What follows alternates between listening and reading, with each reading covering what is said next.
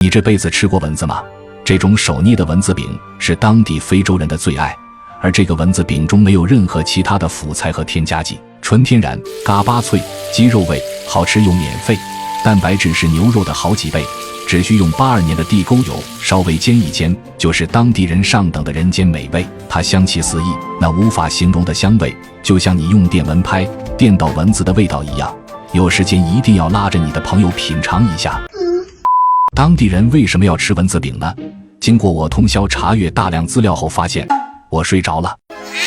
原来这里是我国非洲的维多利亚湖，每年的雨季，湖里的蚊虫卵便会大量孵化，然后在湖面上形成团雾，甚至是蚊子形龙卷风。它们浩浩荡荡延绵湖面数里，最终朝着路面飞去。它们最密集的时候，每平方米的数量可达几百万只，但对于附近的村民来说，他们基本上都是闭口不谈，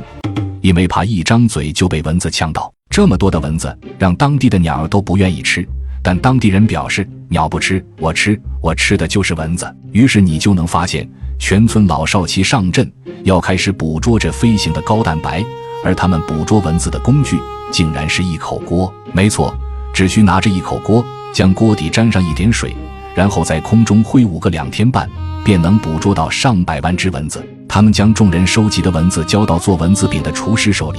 只见这位厨师徒手就能把蚊子捏成饼状，然后在油中稍微一煎，不需要放任何调味品。因为高端的食材往往只需要最简单的烹饪方式，这口感吃起来酥脆又绵密。对于当地缺少蛋白质的人们来说，吃上一口不仅能补充身体所缺的营养，还能变成文化人。